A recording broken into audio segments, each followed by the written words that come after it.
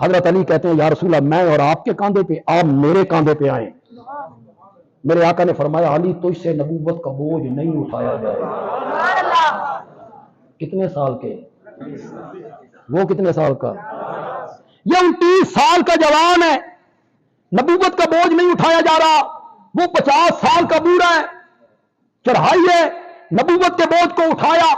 اگر علماء میرے جملے کو پسند کریں، عوام تو کریں گے، علماء پسند کریں، کہنے بندیالوی اچھا جملہ کہہ گیا ہے، ہجرت والی رات ابو بکر کے کاندھوں پر میرے نبی آئے، ابو بکر ان کو لے گیا، اللہ نے اپنی منشا کا اظہار کیا۔ جو ابو بکر ہجرت والی رات نبوت کو اٹھا کے جا رہا ہے، آپ کے انتقال کے بعد خلافت کا بوجھ بھی یہی اٹھائے گا۔ آج اس نے نبوت کا بوجھ اٹھا لیا ہے، آپ کے انتقال کے بعد خلافت کا بوجھ بھی اسی نے اٹھا۔ دونوں سفروں میں میرے نبی کو ہم سفر دیا گیا، ادھر گئے تو جبریل، ادھر گئے تو صدیق اکبر۔ جب وہ ساتھی بنا تو وہ نوریوں کا سردار تھا، اور جب یہ ساتھی بنا تو یہ ساری امتوں کا سردار تھا۔ وہ ساتھی بنا تو چل کر نبوت کے دروازے پہ آیا تھا، اور جب یہ ساتھی بنا تو خود نبوت چل کے اس کے دروازے پہ گئی۔ یہ آیت اپنی افادیت کھو رہی ہے اگر اس سے اگلی آیت کو ساتھ نہ پڑھا جائے۔ قرآن میں بہت سی ایسی آیات ہیں جن کا اصل مصدر ان کی اگلی آیت میں چھپا ہوا تھا، لیکن قاریان قرآن نے اپنی مرضی کی آیت اٹھائی اور اس کا سیاق و سباق جو اس کی پچھلی یا اگلی آیت سے جڑا تھا وہ کھو دیا۔ اب میں اگلی آیت پڑھوں گا، یہ بلا فصل آیت ہے، بالکل اس کی اگلی آیت ہے، اور اس آیت میں آپ دیکھیے گا کہ اس آیت کا عنوان کتنا خوبصورت کھلے گا۔ خدا فرماتا ہے ان الذین یؤذون اللہ ورسولہ لعنہم اللہ فی الدنیا والآخرہ، بے شک جو اللہ اور اس کے رسول کو اذیت دیتے ہیں ان پہ دنیا میں بھی لعنت ہے اور آخرت میں بھی لعنت ہے۔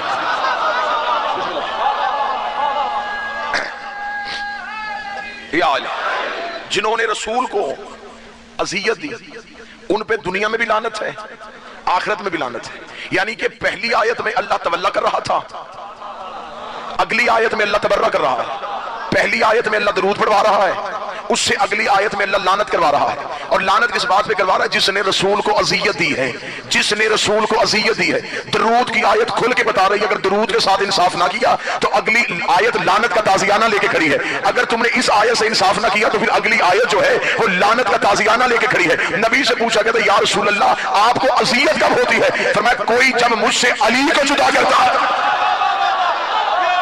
کوئی جب مجھ سے علی کو جدا کرتا تو مجھے اذیت ہوتی ہے۔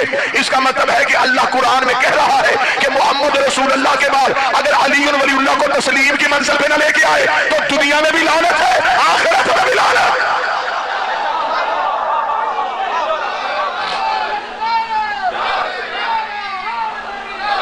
متوجہ ہو گئے صاحب؟ خدا پہلی آیت میں کہہ رہا ہے کہ درود بھیجو، دوسری آیت میں کہہ رہا ہے اگر تم نے اذیت دی تو یہاں بھی لعنت ہے مرشد، اور آخرت میں بھی خدا کہتا ہے میں نے تمہیں ہمارے لیے لعنت کا سامان تیار کر رکھا ہے اگر تم نے مصطفیٰ کو اذیت دی۔ اچھا ہمارے معاشرے میں رواج یہ ہے کہ بندے جب مائک میں درود پڑھتے ہیں نا جی تو پھر کہتے ہیں فلاں پہ بھی درود، فلاں پہ بھی درود، فلاں پہ بھی درود، لیکن یہ درود پڑھتے ہیں وہ مائک پہ، جو ہی مصلی پہ جاتے ہیں درود سمٹ کے صرف حویلی زہرا پہ آ جاتا ہے۔ جو حقیقت درود سمجھنا چاہتا ہے اس سے میں تائید کا طلبگار ہوں۔ مائک پہ درود پڑھا تو ہر ایک پہ پڑھ دیا، مصلی پہ آئے تو صرف آل محمد پہ پڑھ دیا۔ میں اس مولوی سے کہنا چاہتا ہوں اگر تم میں جرت ہے تو جو درود تو نے مائک پہ پڑھا تھا وہ ذرا مصلی پہ پڑھ کے سنا۔ وہ کہتا مصلی پہ پڑھا تو عبادت حرام ہو جائے گی، اس کا مطلب ہے آل محمد پہ واجب ہوتی ہے، ان پہ پڑھو تو حرام ہو جائے۔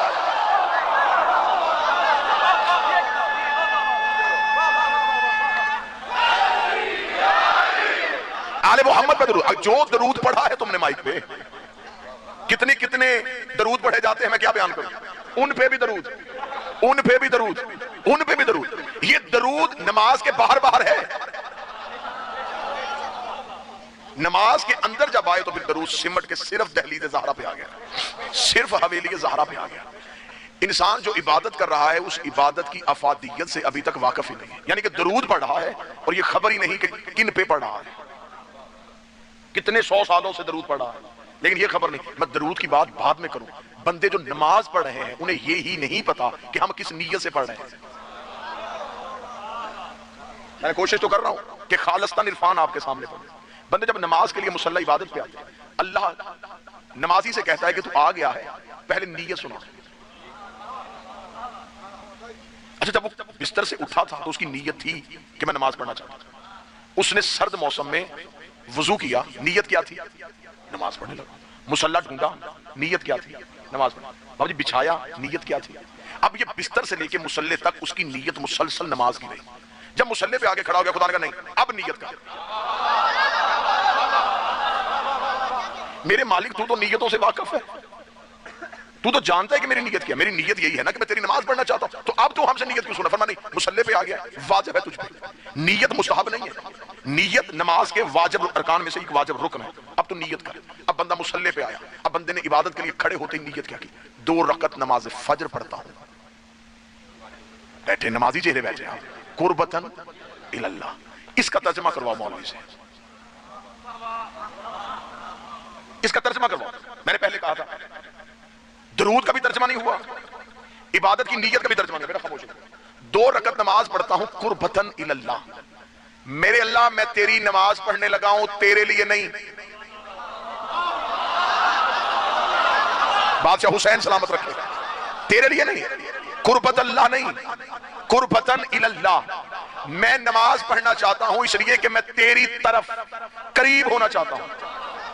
اللہ قربتاً اللہ، میں تیری طرف آنا چاہتا ہوں، میں تیری طرف قریب ہونا چاہتا ہوں۔ اللہ ٹوورڈز اللہ، اللہ کی طرف جانا چاہتا ہوں، ادھر جانا چاہتا ہوں جہاں اللہ ہے۔ تو نے نیت کی تھی اللہ کی قربت کی، پہلے بتا اللہ کی قربت ہے کہاں پہ؟ سماعت بیدار رکھیے گا، نتیجہ انتہائی عمدہ آپ کی سماعت ہوتی ہے۔ تو نے نیت کی تھی کہ میں اللہ کی طرف قریب ہونا چاہتا ہوں۔ آپ چاہتے ہیں کہ آپ ممبر کے، بعض اوقات ایسا ہوتا ہے مجلس پڑھتے ہو، ذاکرین مجمع سے گزارش کرتے ہیں کہ تھوڑا ممبر کے قریب ہو جائیں، تو کیا سامعین ادھر کو جائیں گے؟ ادھر آئیں، اس لیے کہ ممبر ادھر ہے۔ جس کے قریب ہونا ہو پہلے اس کو ایک جگہ پہ معین ماننا پڑتا ہے۔ جس کے قریب ہونا ہو اسے کسی خاص جگہ پہ معین ماننا پڑے گا۔ اگر ہم ہو رہے ہیں اللہ کے قریب تو اللہ کو ایک محدود جگہ پہ ماننا پڑے گا۔ اگر اسے محدود مان لے تو وہ اللہ نہیں رہتا۔ آپ کو جگانے کے لیے اور سردی دور کرنے کے لیے اگلا جملہ کہوں، بندے اس کے قریب ہو رہے ہیں جو خود کہہ رہا ہے کہ میں شہرک سے زیادہ قریب ہوں۔ نمازی اس کے قریب ہونے کی کوشش کر رہا ہے جو خود کہہ رہا ہے کہ میں شہرک سے زیادہ قریب ہوں۔ اردو ادب کا بہترین استعارہ استعمال کرنے لگا ہوں، اللہ کے قریب ہونے کی آرزو کرنا بالکل ایسے ہی ہے جیسے ہوا میں اڑتا ہوا پرندہ چاہے کہ میں ہوا کے قریب ہو جاؤں، جیسے پانی میں تیرتی ہوئی مچھلی کی آرزو ہو کہ میں پانی کے قریب ہو جاؤں۔ وہ قریب ہے تو تیر رہی ہے، وہ قریب ہے تو اڑ رہا ہے۔ انسان چاہتا ہے کہ اللہ کے قریب ہو۔ اب مجھے بتاؤ تم نے جس کے قریب ہونا ہے وہ ہے کہاں؟ الہ عربی زبان کا لفظ ہے، اس کو اردو میں جب ہم ٹرانسلیٹ کریں تو بنے گا طرف، یعنی کہ ہم اللہ کی طرف قریب ہونا چاہتے ہیں۔